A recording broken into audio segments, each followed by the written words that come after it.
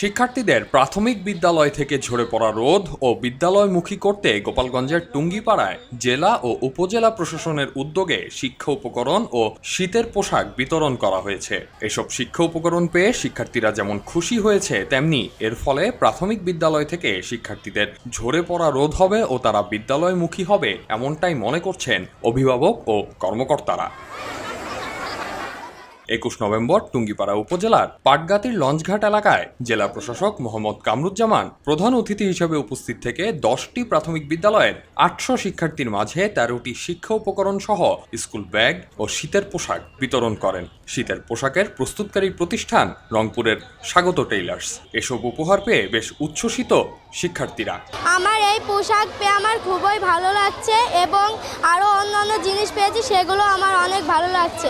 এখন থেকে আমি নিয়মিত স্কুলে যাব এবং ভালো করে পড়ালেখা করব। আজকে আমাদের স্কুলের দেখে আমরা সেই জন্য অনেক খুশি হয়েছি। আমরা ভালোভাবে পড়ালেখা করব এবং স্কুলে যাব। জামা পেয়ে আমার খুব ভালো লাগছে। এখন থেকে আমি খুব ভালোভাবে পড়ালেখা করব।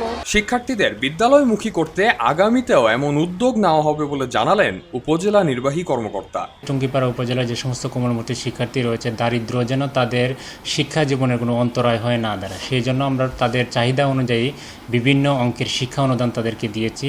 যার যেটা চাহিদা আছে, কারো যদি বাইসাইকেল প্রয়োজন হয় তাদেরকে আমরা বাইসাইকেল দিয়েছি, কারো যদি নগদ অর্থের প্রয়োজন হয় আমরা তাদেরকে নগদ অর্থ দিয়েছি, কারো যদি শীত বস্ত্র সহ স্কুল ড্রেসের প্রয়োজন হয়, স্কুল ইউনিফর্মের প্রয়োজন হয়, আমরা তাদেরকে সেই অনুপাতে সাহায্য করেছি।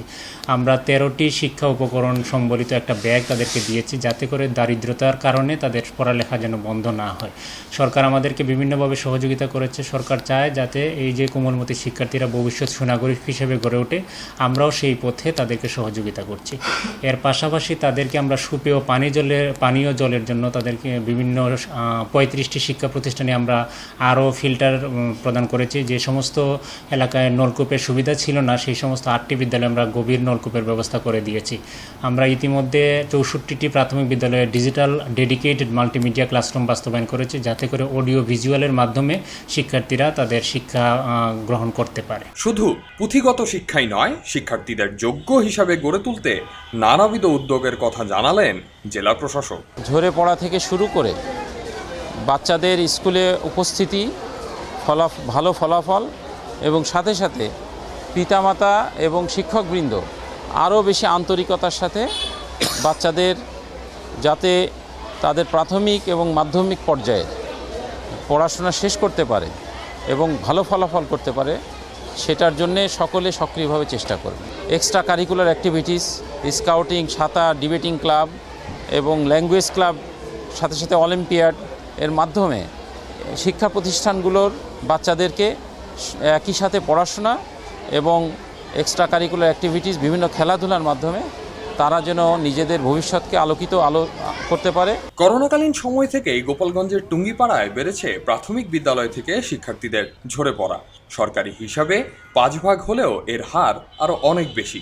এসব শিক্ষার্থীদের বিদ্যালয় থেকে ঝরে পড়া রোধ ও বিদ্যালয়মুখী করতে শিক্ষা মন্ত্রণালয় ও স্থানীয় প্রশাসন কার্যকরী পদক্ষেপ নেবে, এমনটাই প্রত্যাশা শিক্ষা অনুরাগীদের।